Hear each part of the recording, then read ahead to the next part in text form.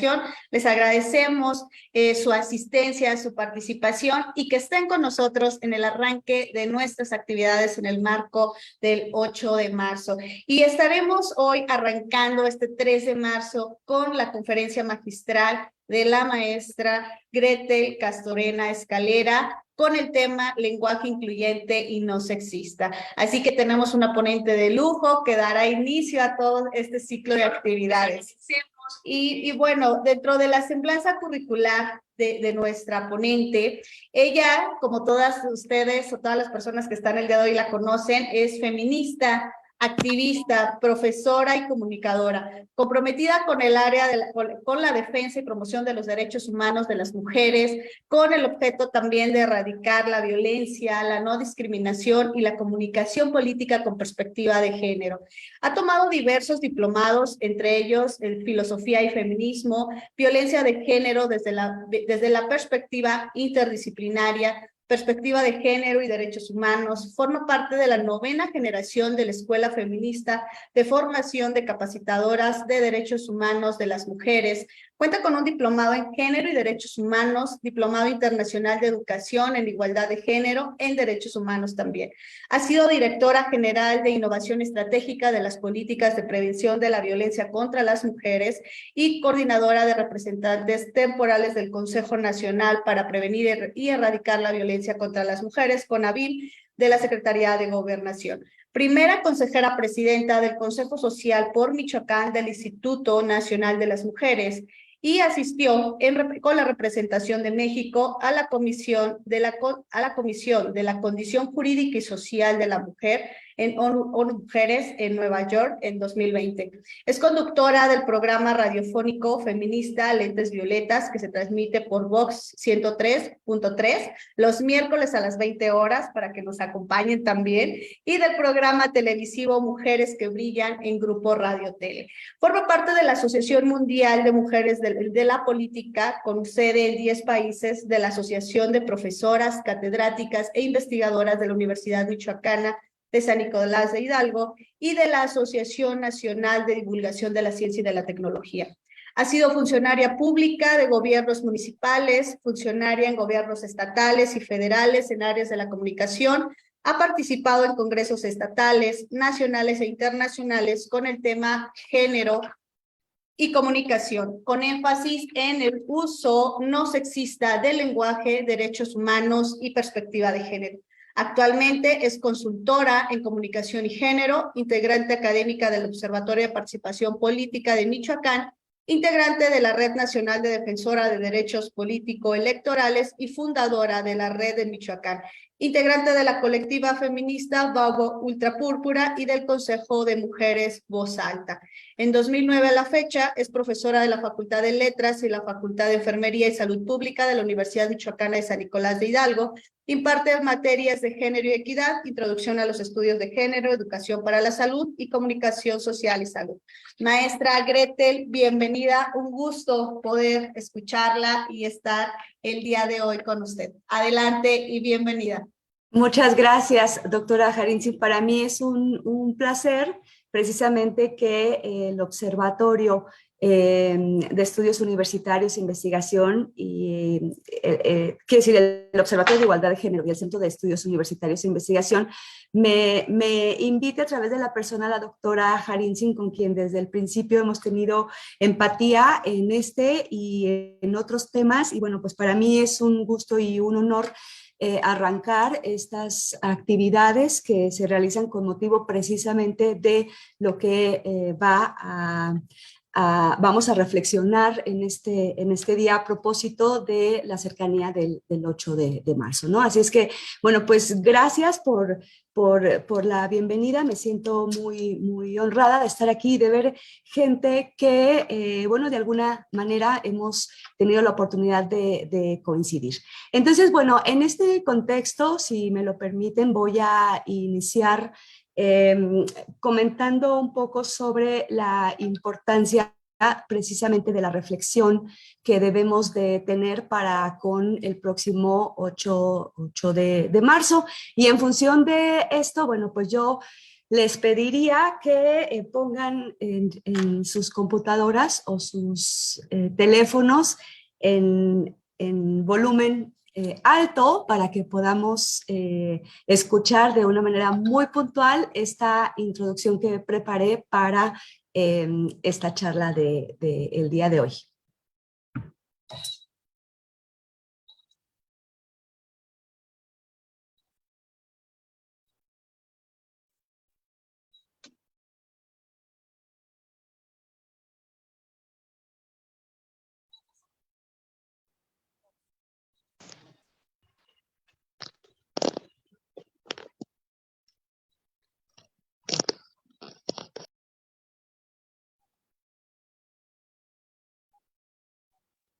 Maestra, no se escucha, no sé si soy la única que no escucha o Unos días tiene antes se había realizado no marchas a favor del sufragio femenino en Dinamarca, Alemania, Austria y Suiza, conmemorando la Conferencia Internacional de Organizaciones Socialistas de 1910, donde se habló de la idea de crear un Día de la Mujer Trabajadora y así luchar por la igualdad en el aspecto político y laboral.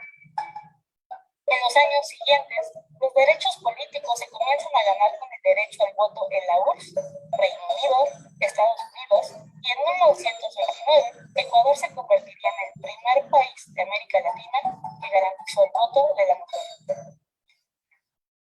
No fue sino hasta 1977 que la ONU declaró el 8 de marzo como el Día Internacional por los Derechos de la Mujer y la Paz Internacional. El fin de este día es preservar esta lucha todos los días, eso sí, según las respectivas costumbres de cada nación.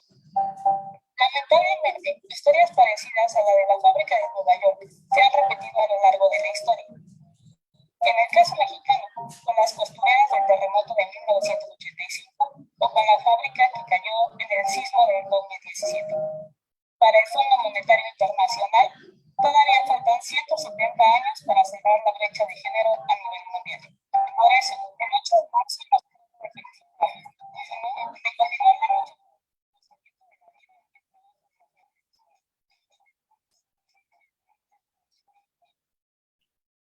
Bueno, pues es parte de la lucha que durante muchos años las mujeres hemos tenido cada quien desde su trinchera. Yo estoy segura que cada una de las personas que estamos aquí abonamos desde nuestro metro cuadrado, de alguna manera, pues para precisamente poner ese granito de arena y tomar la batuta de las olas del feminismo anteriores y bueno, la ola que estamos viviendo ahora a propósito de este siglo XXI, en donde, bueno, pues finalmente nos corresponde tomar, ¿no? Esa batuta, tomar todo el recorrido histórico, digamos, que hemos tenido a través de la lucha de las mujeres por más de 200 años y que, bueno, el día de hoy me parece muy pertinente que reflexionemos todavía en algunos espacios cuesta trabajo, es incómodo hablar del tema.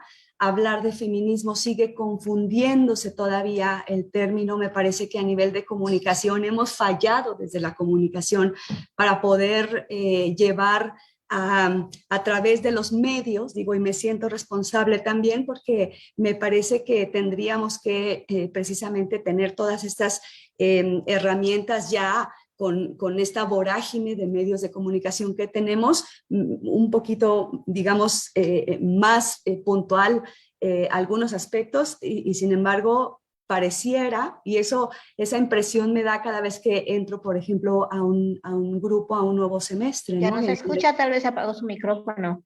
¿Está apagado el micrófono? No, sí se escucha bien, profe. ¿Sí?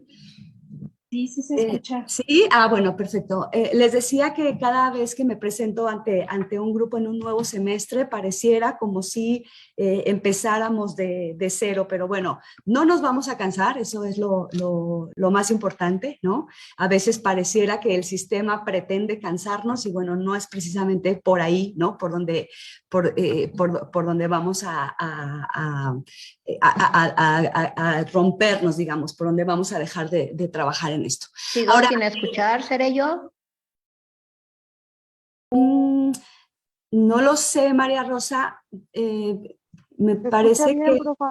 Sí, bueno, perfecto. Gracias, María Jesús. A lo mejor sí es tu micrófono, María Rosa. Bueno, para empezar a contextualizar este tema de el lenguaje incluyente y no sexista como una de las ramas de esta lucha precisamente que en el caso personal desde los medios de comunicación y bueno, con mi responsabilidad como profesora ante el grupo y con la gente que me rodea, me parece que tendríamos que empezar haciendo un recuento precisamente de quiénes somos, en dónde estamos paradas a partir de nuestra familia. Una familia que quizás no elegimos, pero que sin embargo, bueno, pues ya nos tocó, ¿no? Y entonces en función de eso, pues traemos de repente ideas, ¿no? Algunas costumbres, incluso algunas tradiciones, algunas formas de comunicarnos,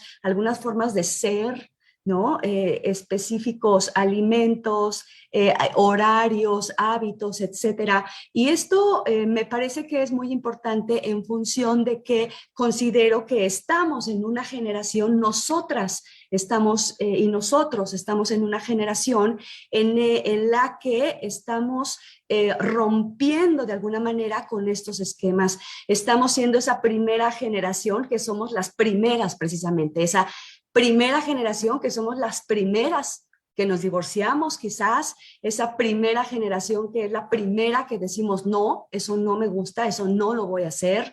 Somos la primera generación que ya estamos cuestionando, que empezamos a cuestionar lo que está establecido por alguien que lo estableció, que quién sabe quién fue, pero que bueno, por usos y costumbres así se realizan, así se habla, así se dice, y resulta que no, que me parece, insisto, que esta generación estamos empezando un poco a ser incómodas, ¿no? En función de ser las primeras que nos corresponde quizás ir rompiendo con estos esquemas, y eso no es fácil, ¿no? O sea, transitar por esa... por esa parte, digamos, en términos de familia, no es precisamente lo más sencillo. A veces, pues, una termina muy mal con las hermanas o con los hermanos, con papá o con mamá incluso, ¿no? Cuando empezamos a cuestionar, insisto, lo establecido. Y esto es, bueno, por parte de la familia. ¿Qué decimos de la escuela, no? Una escuela que de alguna manera nos pudo haber tocado como con roles establecidos en estereotipos, por ejemplo, para los talleres o el uniforme que sigue siendo muy marcado, ¿no? Entre los hombres y las mujeres, el mercado de trabajo que sigue estando dividido, si bien es cierto, hemos empezado a romper con esos esquemas, aún nos está costando un montón de trabajo entrarle o tomar decisiones, incluso en términos políticos, las mujeres que ya están llegando al poder por la paridad, pues ahora la cuestión es, bueno, están llegando al poder, sí, pero ¿realmente tienen poder? O sea, habría que empezar a replantearnos, digamos, este tipo de cuestiones, ¿no? Los medios de comunicación que tienen una gran responsabilidad, por supuesto, todavía se escucha de manera muy recurrente, ¿no?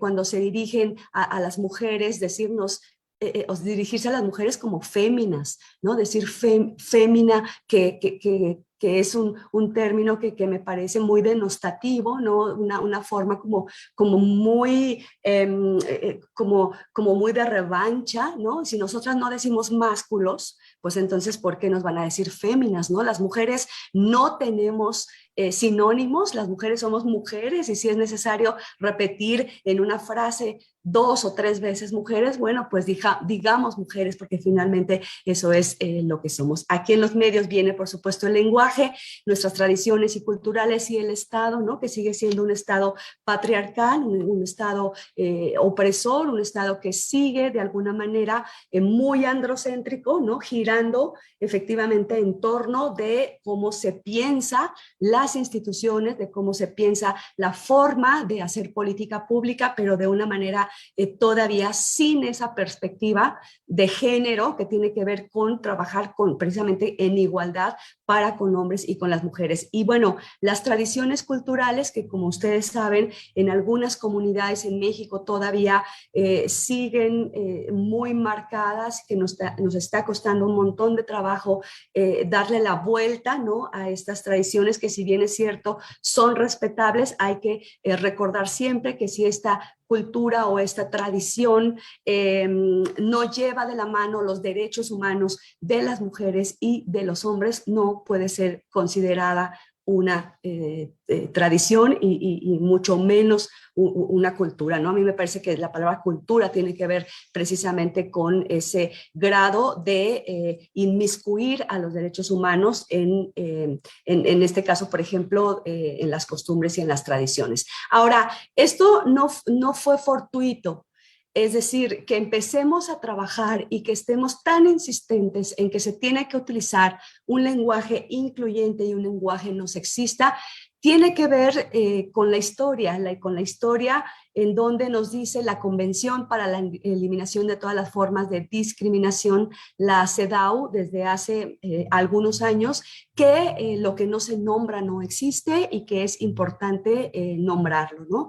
Viene después la Cuarta Conferencia Mundial sobre la Mujer en 1995, ya hay muchas mujeres de nuestra generación que tuvieron la oportunidad de estar allá en esta Cuarta Conferencia Mundial sobre la Mujer, en donde de alguna manera, bueno, se establecieron entre muchas otras líneas de trabajo que el lenguaje tendría que ser un lenguaje inclusivo, un lenguaje que no discriminara, porque si bien es cierto, el lenguaje como tal no discrimina, la forma en que utilizamos el lenguaje es lo que a veces nos hace que las mujeres estemos en desventaja o que, bueno, se aplique la discriminación. Ahora, están también los objetivos y las metas de desarrollo para el nuevo milenio, ¿no? Esta Agenda 2030 que tiene la ONU y que nos establece de una manera muy puntual que el lenguaje tiene que estar utilizado de la misma forma para las mujeres que para los hombres. Después viene, bueno, el Consenso de Quito y la Ley General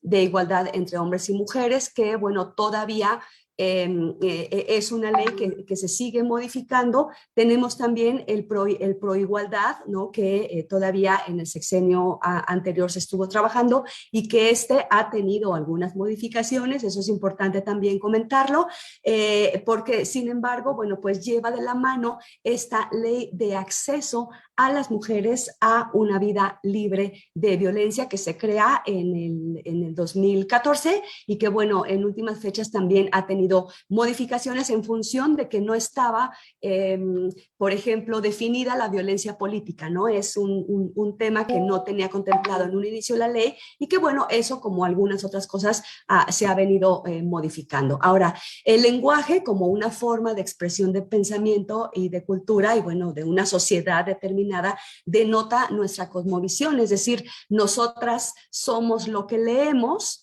Entonces, si leemos bien, vamos a hablar bien y entonces vamos a escribir bien. Sí, el tema es qué estamos leyendo. Primero, hacer análisis y conciencia en un país como México, en donde la lectura no es un hábito que tengamos, digamos, de manera personal la gente, y que, bueno, aunado a eso, los textos que tenemos, pues normalmente han sido escritos por hombres, ¿no? En donde finalmente no estábamos incluidas las mujeres. Yo he leído algunos textos en donde dice, ¿no?, los hombres viajaban como nómadas con sus animales, sus enseres y sus mujeres, ¿no? Entonces, dices, éramos como parte del bulto, ¿no? Que seguramente en el contexto en que la persona, que seguramente fue un hombre, escribió, no tenía esta visión, y él, bueno, lo que hizo fue expresar el pensamiento de su cultura o de una sociedad determinada, pero en la sociedad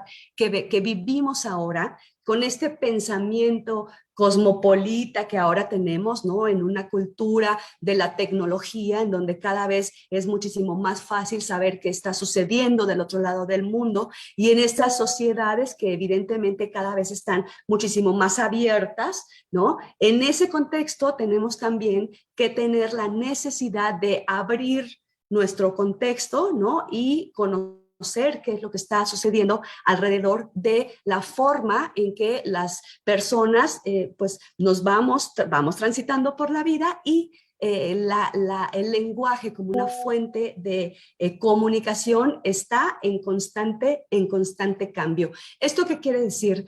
Que nosotras, y bueno, eso sí, con mucho orgullo lo digo, hablamos y se dice comúnmente la lengua materna, ¿no? La lengua que nuestra madre nos enseñó, y bueno, en ese contexto habrá que conocer cuál era su pensamiento, cuál era su cosmovisión, ¿no? Cuál era su cultura, en qué sociedad fue que nuestra madre o nuestra abuela, en todo caso, ¿no? Se fueron criando y fueron transitando por la vida, y en ese contexto en donde estamos nosotras, en 3 generaciones, que podemos tener 3 generaciones vivas, que tenemos la fortuna de hacerlo, hasta 4 generaciones, en el caso, por ejemplo, de mi abuela, de mi madre, mía y por supuesto de mi hija, en donde podemos darnos cuenta que de alguna manera la forma en que nos expresamos es diferente, como lo hace la abuela, que como lo hace mi madre, como lo hago yo. Y bueno,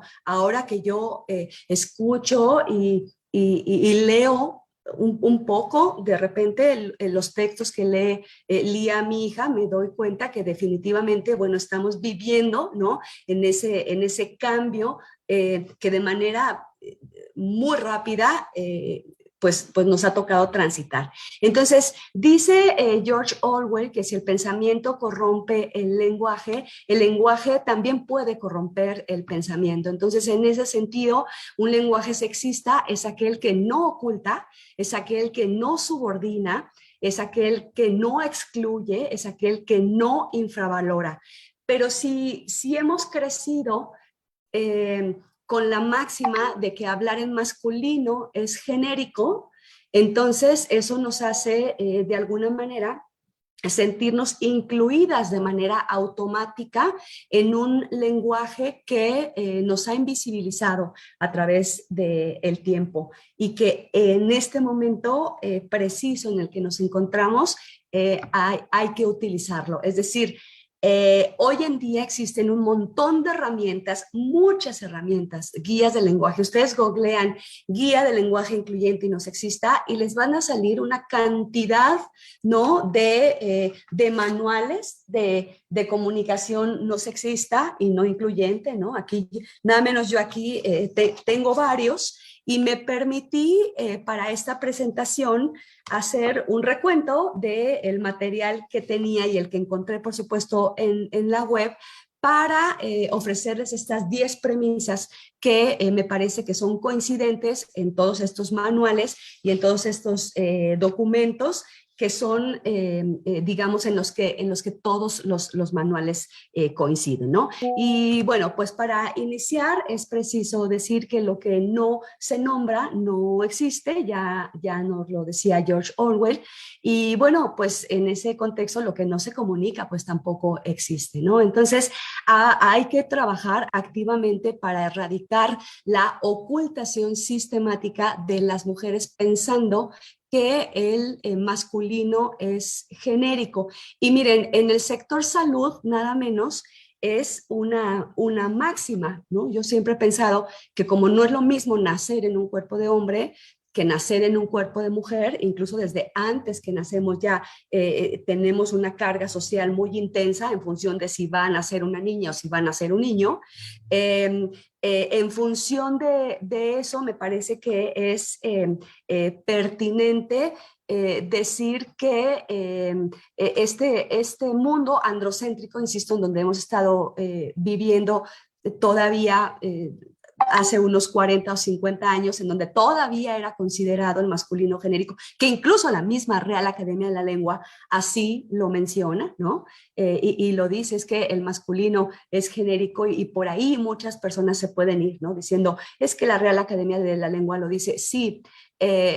Sí lo dice, pero la Real Academia de la Lengua, compuesta por un promedio de 70, 73 personas, de las cuales solamente 7 son mujeres y que además pues no representan en edad a muchas personas de las que estamos aquí reunidas, pues es preciso incluso decirles que el lenguaje está vivo, que el lenguaje se está transformando, que el lenguaje tiene nuevas palabras y que en función de eso, bueno, pues es importante nombrar en femenino.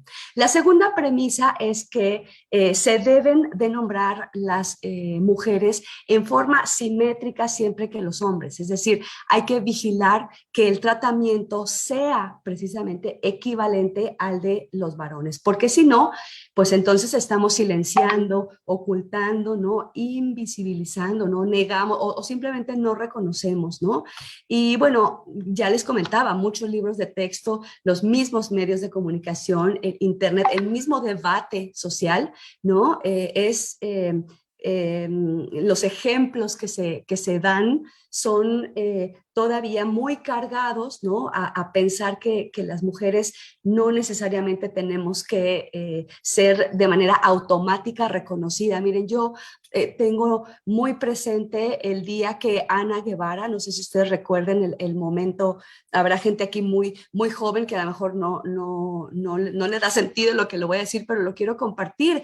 Ana Guevara, esta mujer que en los Juegos Olímpicos la vimos ganando una carrera maravillosa, corriendo, ¿no? Alrededor del estadio con la bandera de México, y escuchaba yo a los comentaristas en ese momento decir, ay, Ana, pero no será hombre, ay, es que está muy masculina, es que ¿cómo es posible?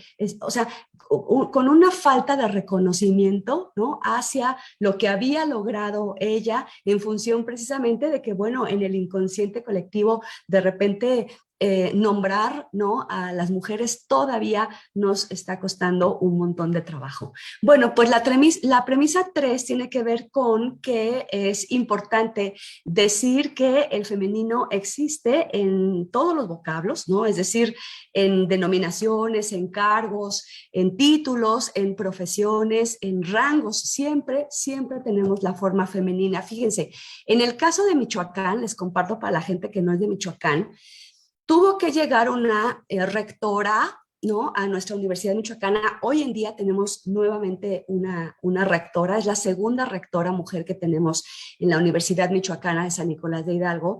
Pero bueno, en la primera gestión de una mujer en la Universidad Michoacana, fue hasta que llegó ella que se feminizaron los títulos. La mayoría de las personas hasta antes de 10 años antes, los títulos salían en masculino. Los títulos, yo tengo mi título dice que yo soy licenciado, ¿no? Y que yo soy maestro, ¿no? Y bueno, llega ella con esta forma de decir, a ver, hay que utilizar el femenino en los títulos y en los temas administrativos que tengan que ver con la universidad. Y bueno, afortunadamente hoy ya las mujeres salen con el título de médica, ¿no? Veterinaria, profesora, ¿no? Bueno, enfermera, que es más común, pero bueno, también hay enfermeros, ¿no? Contadoras, arquitectas, ¿no? Entonces, me parece que, bueno, desde esa postura es importante decir que, bueno, tener un título universitario feminizado, pues realmente es un paso importante, digamos, para este tema del desdoblamiento, ¿no? De ponerle la A, que además, si ustedes recurren al diccionario, podrán darse cuenta que primero está nombrado el masculino y después en paréntesis ponen la A, cuando a mí la lógica me diría que en un diccionario, si algo tienen claro es saber que las vocales son A, E, I, O, U, ¿no? Y que primero tendría que ir la A, que después tendría que ir la O, y sin embargo, bueno, todavía hay algunos diccionarios que primero ponen la palabra en masculino y entre paréntesis ponen el femenino. Entonces les digo, pero bueno, esa sería la lógica de los diccionarios que en teoría, bueno, pues trabajan con el lenguaje, ¿no? Entonces hay que intentar siempre aplicar esta regla de inversión, sustituir la palabra por su correspondiente del sexo opuesto, ¿no? Utilizar sustantivos genéricos y colectivos en lugar de decir las niñas y los niños, se puede decir la niñez, por ejemplo, ¿no? Las y los trabajadores, podríamos decir el personal de directivo, por ejemplo, ¿no? En lugar de utilizar construcciones metonímicas o sustantivos abstractos como el gerente, pues se puede decir la gerencia, ¿no? En lugar de decir el director, se puede decir la dirección, ¿no? Y pues bueno, emplear también la perífrasis funciona muy bien, ¿no? Decir de los colombianos, las y los colombianos, bueno, la población de Colombia, ¿no? En lugar de decir las y los estudiantes, decir, bueno, la comunidad estudiantil. Digamos que para todo esto tenemos siempre una respuesta, pero sí, nos cuesta trabajo y nos cuesta trabajo porque estamos acostumbradas siempre, ¿no? A que estamos incluidas. Y sin embargo, ellos no, eso también hay que comentarlo, ellos no se sienten incluidos. A mí en lo personal también me ha pasado cuando veo una audiencia de más mujeres que de hombres a dirigirme solamente en femenino y bueno, no falta quien me diga, oiga, no, aquí estoy y no estoy pintado, ¿no? Cuando nosotras normalmente eso no lo hacemos o bueno, de alguna manera sentimos que ya estamos pues ahí incluidas. Miren,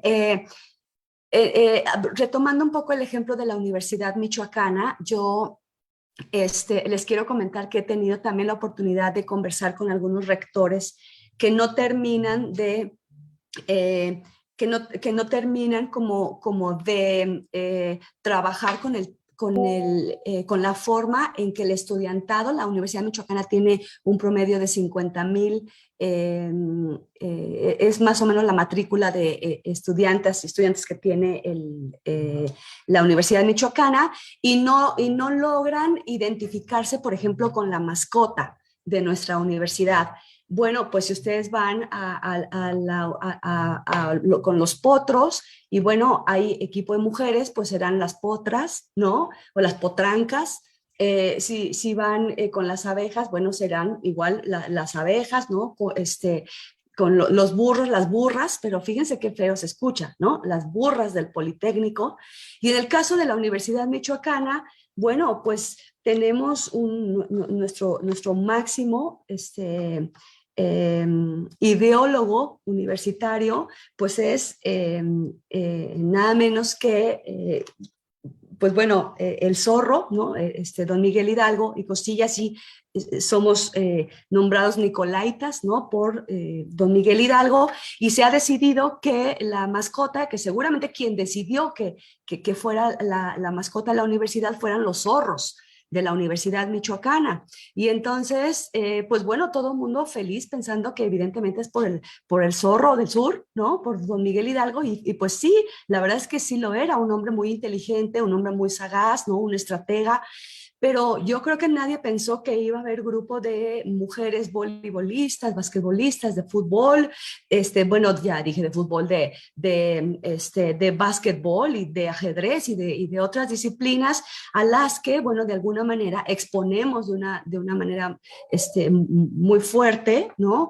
Si les ponemos casacas con mote de zorras, porque además la palabra es muy denostativa y la palabra como tal, insisto, no discrimina, pero la forma en que es utilizada, imagínense ustedes, ¿no? En un estadio en la UNAM, ¿no? Y les presentamos a las Pumas de la UNAM contra las zorras de la Universidad Michoacana, digamos que no necesariamente van a salir bien libradas porque, bueno, lo que pudiera acontecer alrededor de esa forma de expresar una palabra que además es muy denostativa para las mujeres que tiene que ver necesariamente con su tema de sexual, pues no estoy segura que pueda tener eso un muy buen término, ¿no?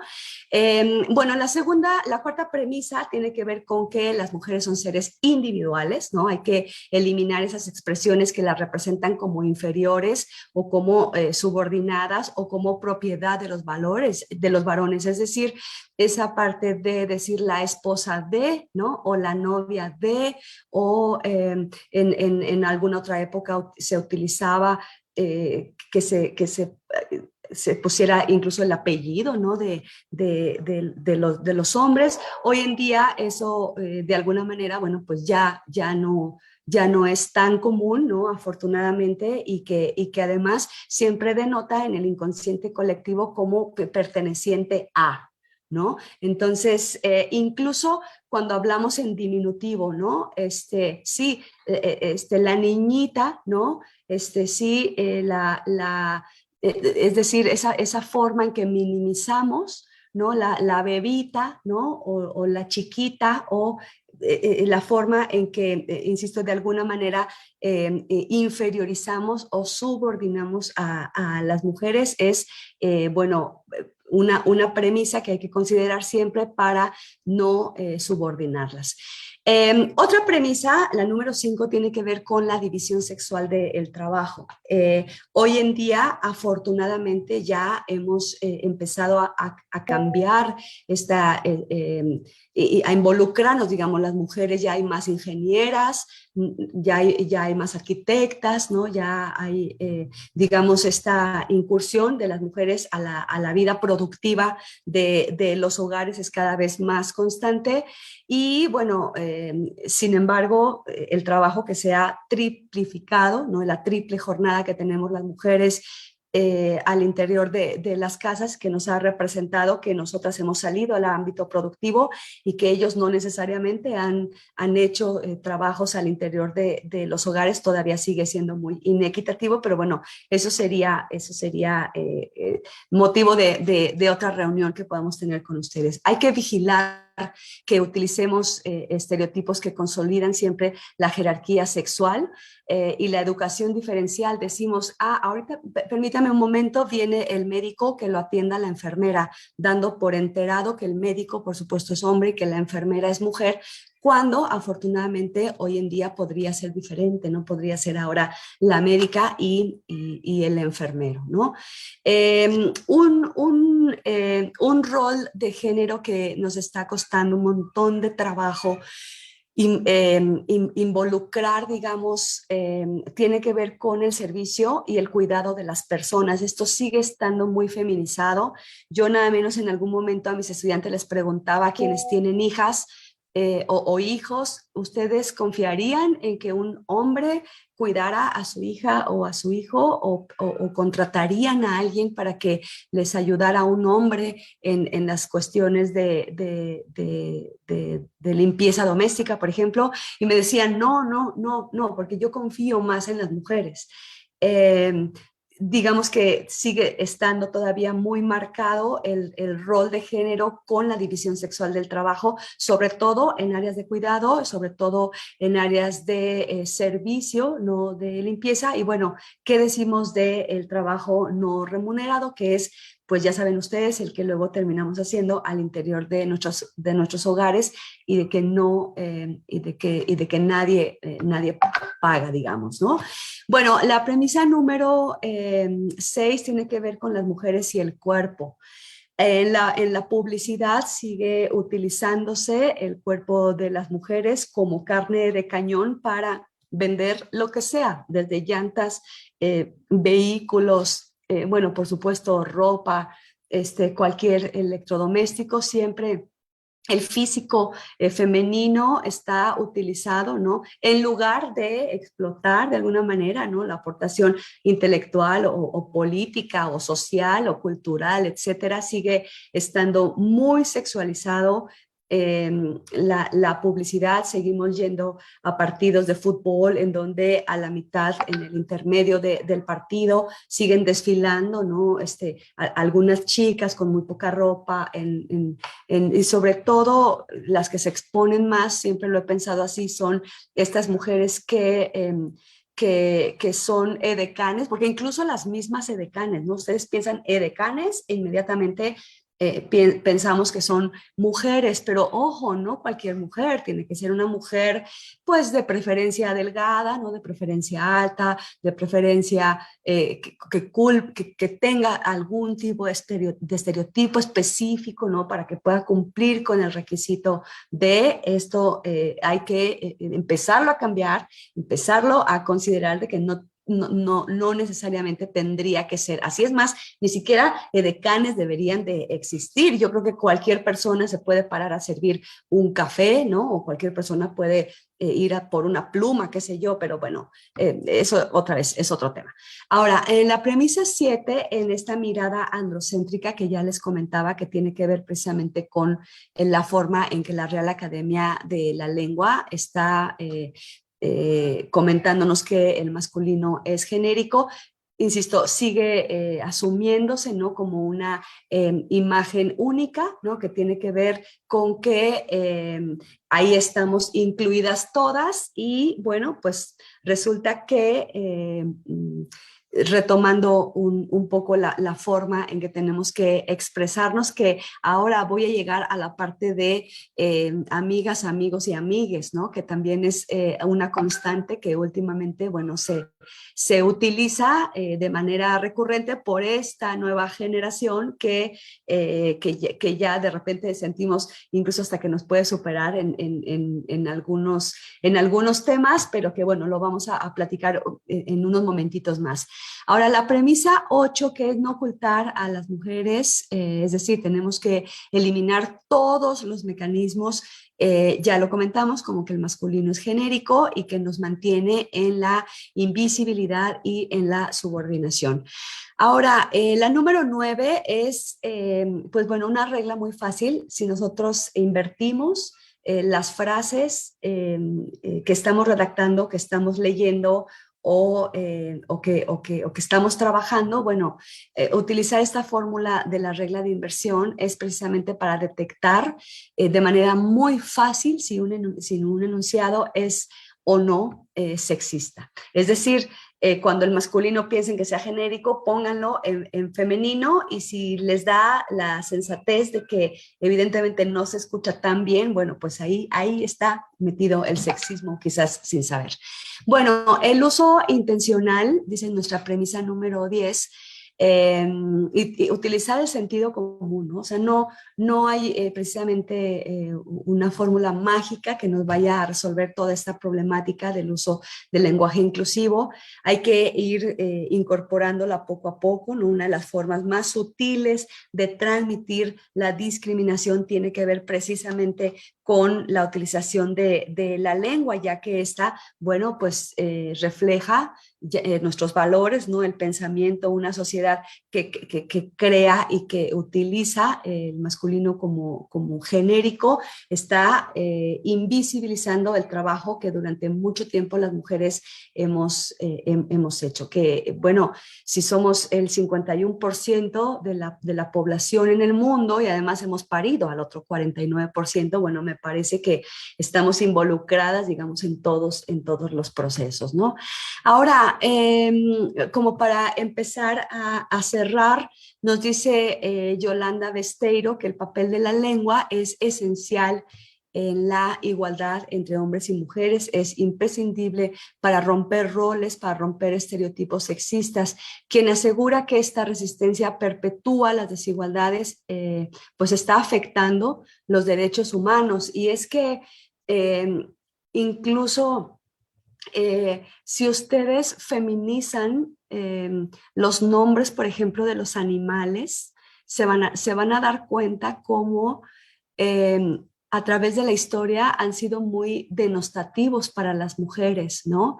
Perra, gata, víbora, zorra, ¿no? Hiena, gallina, ¿no? Tienen una connotación sumamente denostativa cuando se feminizan.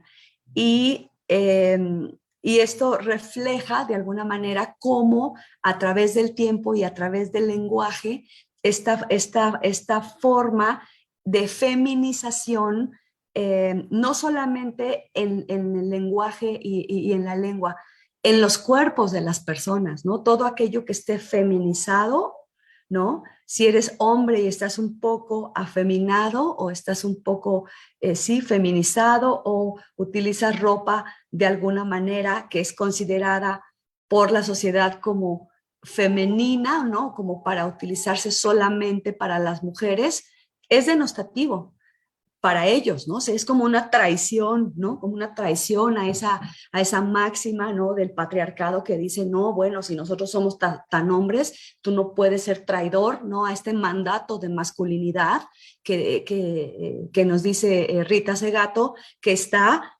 muy marcado, obviamente, en ese grupo de hombres que no toleran que todo aquello que sea femenino o que esté feminizado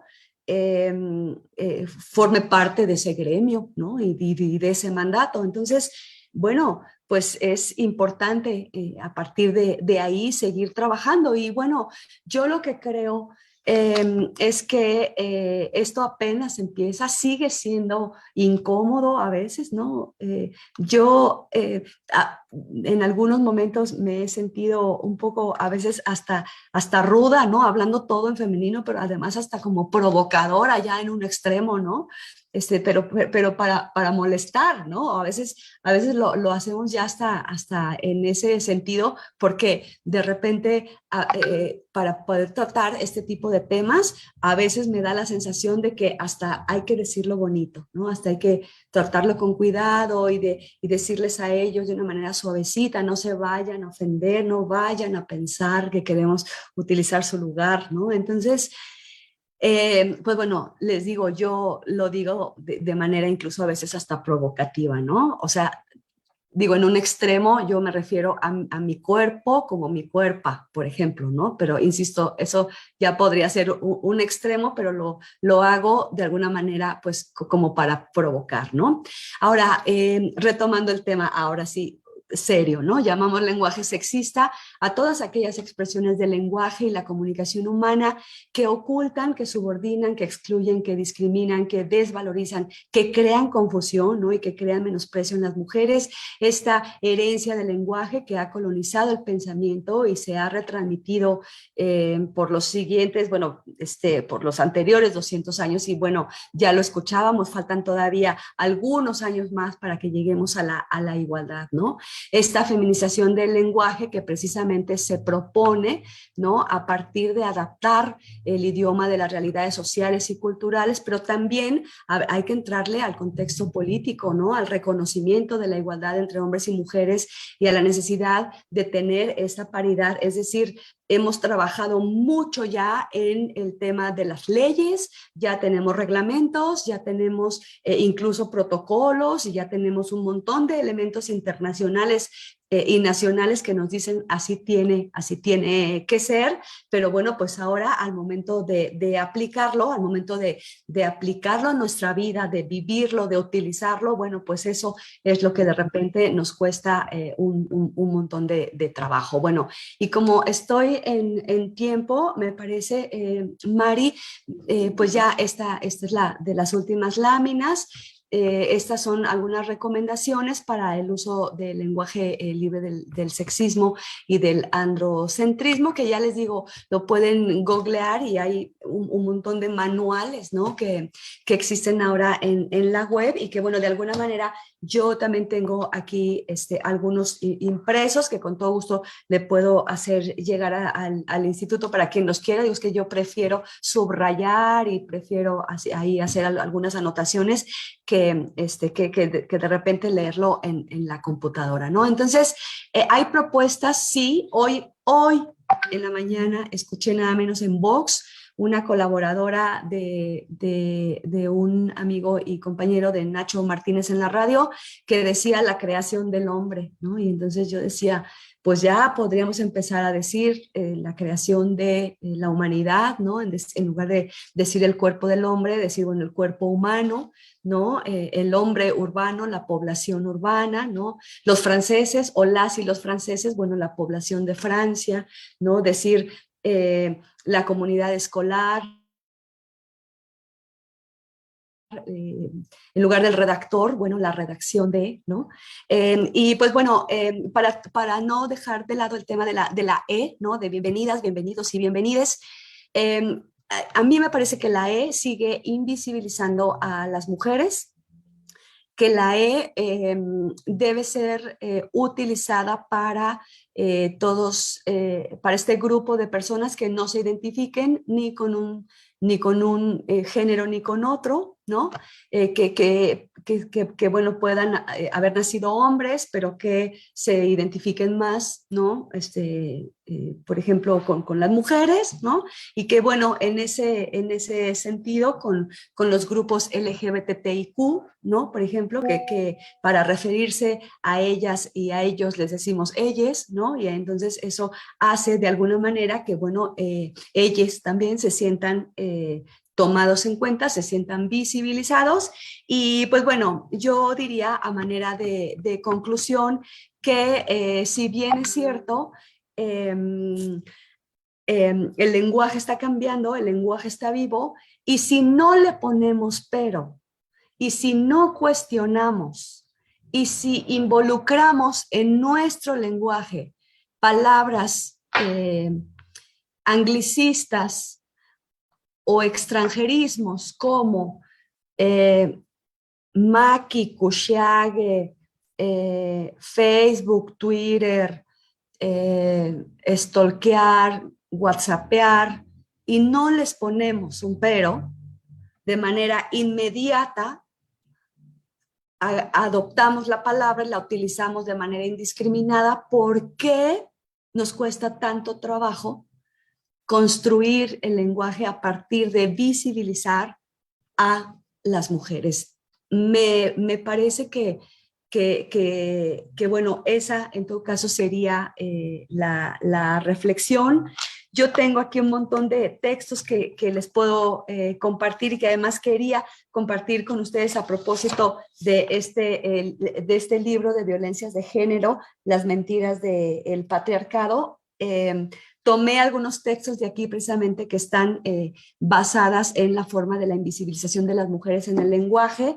Y bueno, El machismo invisible, que también me parece que es un texto maravilloso de Marina Castañeda, en donde, bueno, nos hace un recuento de cómo hemos transitado las mujeres en nuestra vida, ¿no? Siendo invisibles, digo, en este caso del lenguaje, pero en muchos aspectos que también ponen al descubierto cómo hoy en día estamos en un momento histórico preciso en donde hay que tomar la batuta, ¿no? De lo que nos corresponde y a partir de ahí, bueno, pues transitar de la mejor forma. Así es que, bueno, pues yo me quedo a sus órdenes. Yo esperaría que esta charla haya sido de provecho y pues bueno, Mari, tú me dices qué sigue. Adelante, doctora, para el cierre y ahorita, ¿o quiere que pasemos primero a las preguntas? Sí, me parece bien, podría hacer las preguntas si gustas.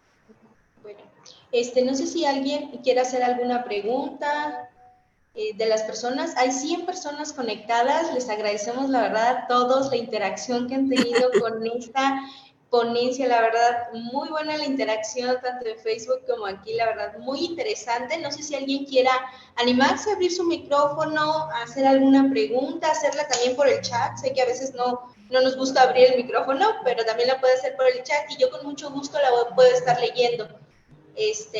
Mientras se animan a participar, no sé, doctora Jarinzi, si tenga a Info Michoacán, ya levantó la mano. Info Michoacán, sí. Estoy viendo también aquí en el chat un montón de preguntas. Dice Ana Rosa Mora, me parece que esa provocación de feminizar todo ha resultado contraproducente. Sí, sin duda, porque siguen siendo temas muy incómodos. Siguen siendo temas que causan, incluso en las mujeres, en nosotras mismas, nos ha causado ahí un poco de incomodidad. Adelante. Buenas tardes, hola. ¿Sí es para mí? Sí. Ay, hola maestra, soy yo, Blanca Simón. Saludos hasta Uruapan. Gracias. Oiga, fíjese que, bueno, chicas, saludos a todas. Pues estoy trabajando en un espacio, lo que es un antro. Aquí está, este es mi espacio, de hecho. De fondo pueden escuchar la música porque ya empezamos casi a trabajar.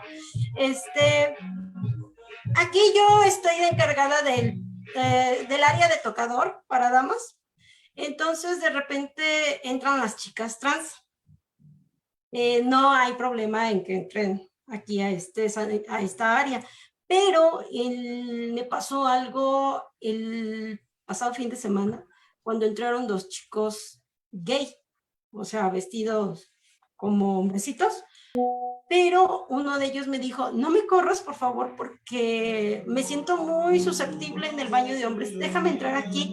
Y yo, me van a regañar, porque ya me habían llamado la atención, porque otro chico acompañó a otra niña, porque traía un top, y la muchacha pues tenía mucha pechonalidad, entonces se le zafó, y el chico le iba a ayudar a abrocharle su top. Entonces me llamaron la atención que pues que no dejara entrar a los niños. Entonces, para mí sí fue incómodo porque dije, me van a regañar por esta situación. ¿Qué hacer o cómo decirle a las personas, por ejemplo, en este caso a mis jefes, pues que podríamos incluirlos? O que se tendrían que ir al baño de hombres, o cómo, o sea, ¿qué hacer en este tipo de casos? Hablando de un término pues más incluyente, ¿no? De incluirlos también. Al final de cuentas decía mi ex jefe mestizo, tú en tu casa no tienes un baño para hombres y un baño para mujeres, lo tienes para todos. Ese es mi cuestionamiento.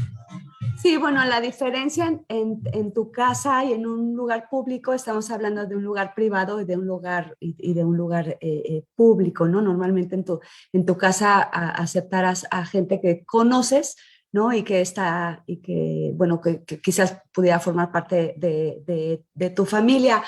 Y bueno, la estadística nos dice, no la tengo a la mano ahora, que efectivamente es en los baños en donde más agresiones reciben las personas, precisamente en este contexto, ¿no? Que tiene que ver con entro al baño o no entro al baño porque estoy feminizado, ¿no? Estoy siendo traidor al mandato patriarcal. Fíjense que pues sí, hay que trabajar evidentemente con una capacitación con las y los jefes de los dueños, con los dueños, no solamente de los antros, de todas las instituciones. Fíjense que en la UNAM es una de las universidades que tiene un tercer baño. Entonces, eso, digamos, no estoy segura que resuelva la problemática, pero lo que tiene la UNAM es que tiene, bueno, el baño para hombres, el baño para las mujeres y el tercer baño, en donde pueden entrar hombres o mujeres que no se sientan cómodos o cómodas, ¿no? Digamos, los que se sientan cómodes, ¿no? Puedan entrar a este tercer baño, pero claro, eso sería un trabajo que tendría que incluir, obviamente, erogación de recursos, y más, ¿no? Como para poder empezar a romper con estos estereotipos que tienen que ver con la educación, ¿no? Entonces, cuando quieras, Simón, vamos a Uruapan.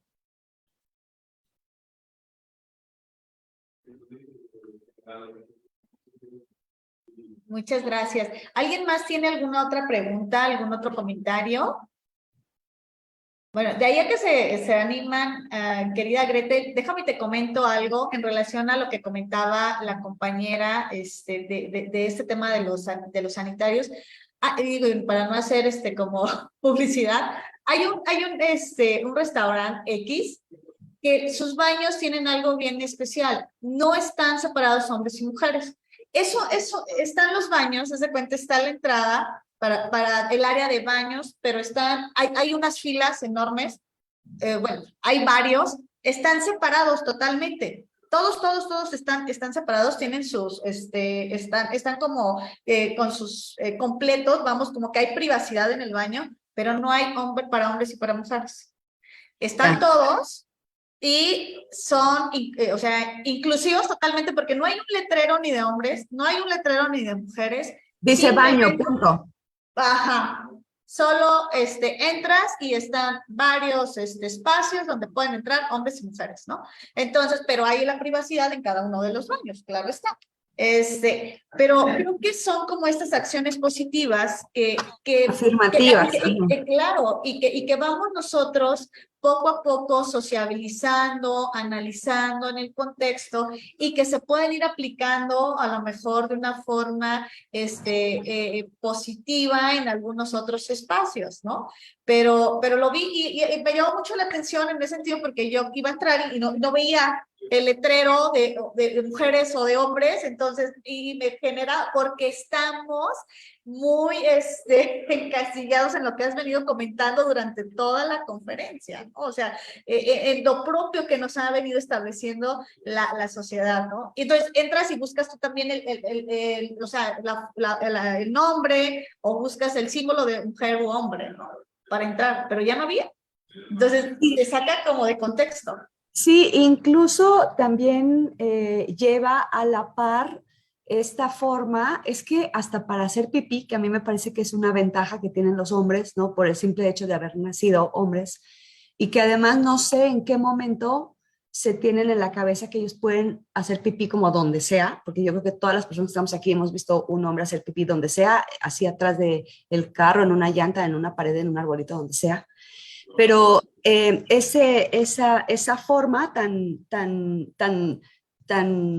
antihigiénica, digamos, en la que ellos van por el mundo, ¿no? Tendría que modificarse también en función de que si llegáramos a esta parte, Harinzin, tendríamos que trabajar de una manera muy intensa en hacer que tanto hombres y mujeres de manera muy higiénica utilizáramos el baño, porque es sumamente desagradable sentarnos las mujeres en un baño que ha sido utilizado previamente por un hombre que no le atina a veces, ¿no? O que no le atinó, pero digo, no importa que no le atinen, pues hay que limpiarles y sabes que la persona que viene después de ti podría ser una mujer que se tiene que sentar, ¿no?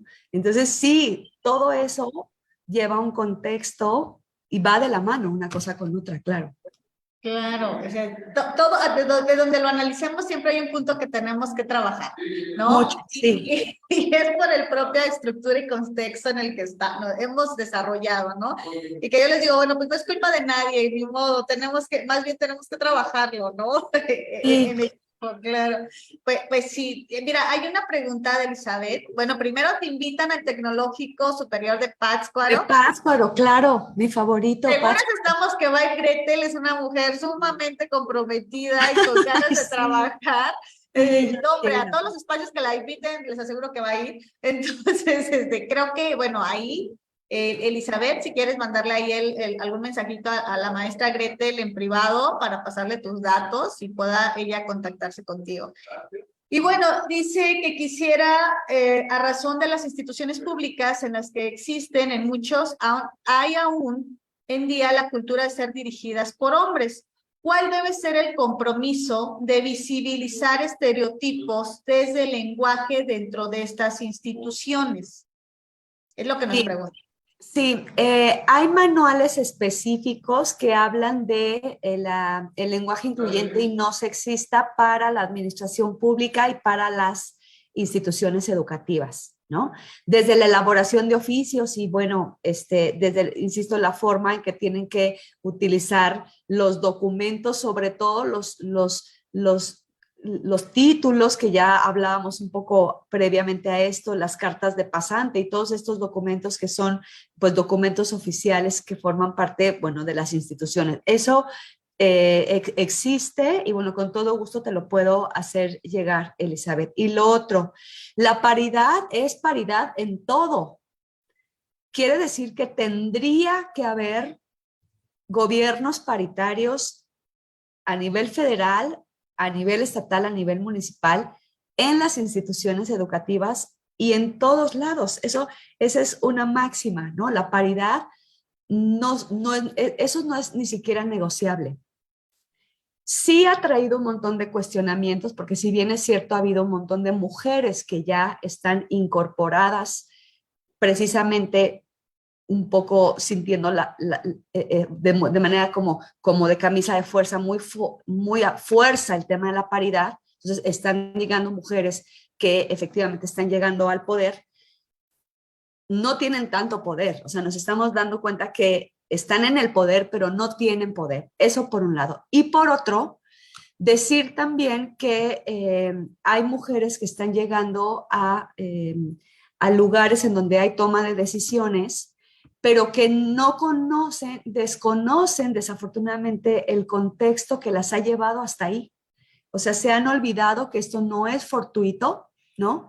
Que de alguna manera es resultado de una lucha que ha habido de mujeres anteriores a nosotras y que no tienen la agenda feminista y no la tienen. Una prueba de ello es, y perdón por retomar nuevamente Michoacán, en Michoacán estamos suprarrepresentadas en el Congreso del Estado. De 40 posiciones, 25 son mujeres, solamente 14 hombres tenemos como diputados y 25 mujeres, y no traen la agenda. No terminan de entender que la agenda del 2023 de las mujeres, bueno, desde antes, porque creo que ahora el próximo año ya van a estar en elecciones también. La recomendación es todas las mujeres que se van a reelegir y también los hombres, por supuesto, que se quieren reelegir, a ver, ¿cuál fue su agenda? ¿Qué fue lo que hicieron para saber si vale la pena, si las vamos a poder dar nuevamente el voto para que reelegirlas o no? O poner en ese lugar a mujeres que realmente representen los intereses de todas las mujeres, ¿no? Porque realmente esa sería la reflexión. Ahora, ¿estamos ingresando tardíamente al poder? Pues sí, porque la política se ha hecho a nivel histórico y las mujeres estamos entrando y entramos muy tarde, ¿no?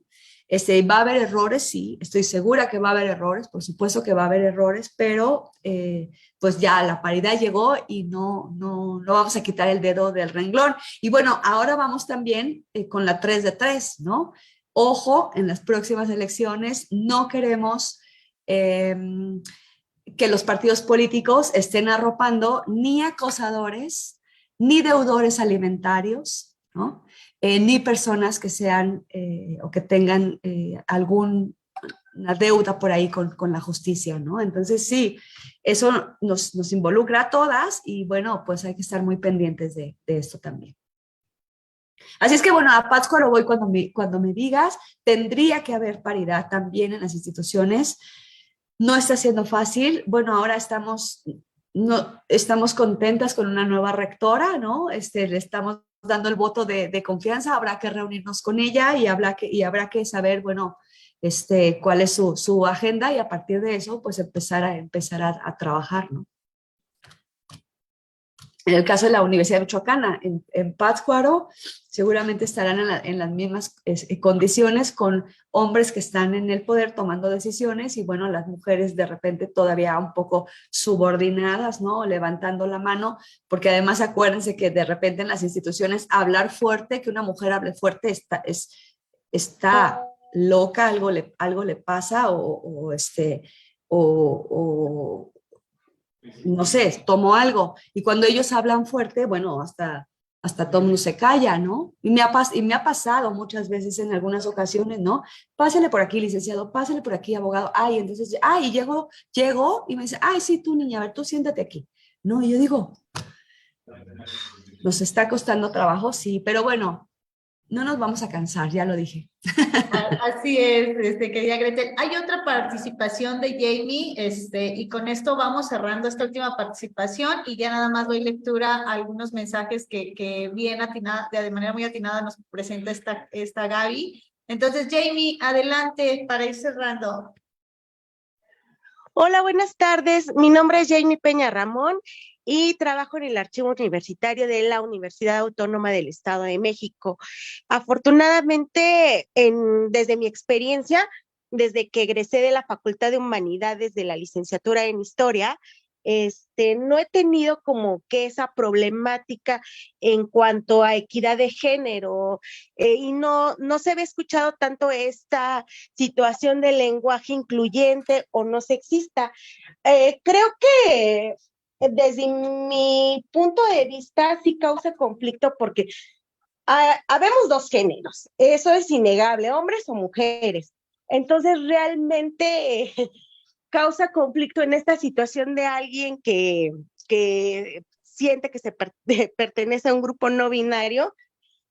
Sin embargo, pues por ejemplo en mi caso yo soy de que si me anda del baño, por ejemplo, y voy a un antro y están ocupados los baños de mujeres, pues me meto a un baño de hombre. Para mí no existe ese problema o ver a dos chicos homosexuales besándose o no. También cuando he tenido empleos, mis jefas, bueno, han sido mujeres.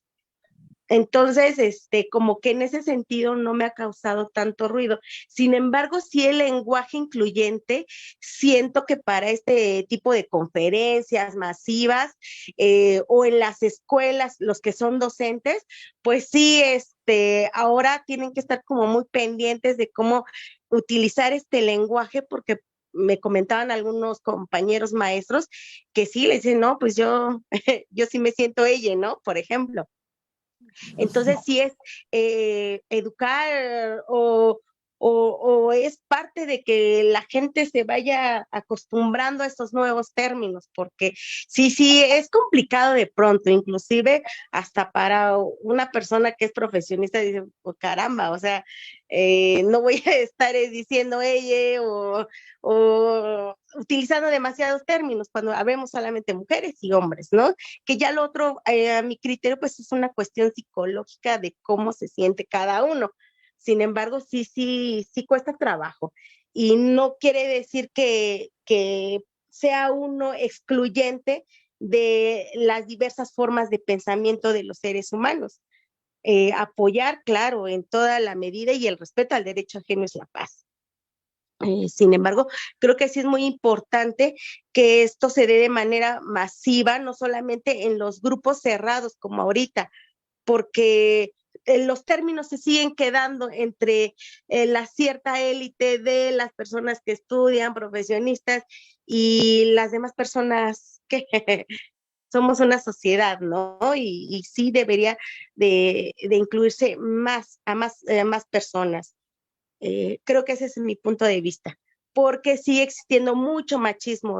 Hablaba con un compañero y me decía que las mujeres no saben manejar, ¿por qué los hombres, chef, siguen habiendo más? Y así situaciones en las que más bien la equidad de género es la que no queda tan claro para muchos, como que dicen, no, los hombres somos mejores que las mujeres. Gracias. Sí, sería todo. Bonita noche. Sí, muchas gracias, Jamie. Digo, sí, muy, muy interesante lo que nos comentas. Sí, digo, habemos hombres y mujeres, eso es totalmente claro y así tendría que ser, pero pues como tú lo comentas, ¿no? Hoy en día la diversidad en términos de expresiones, pues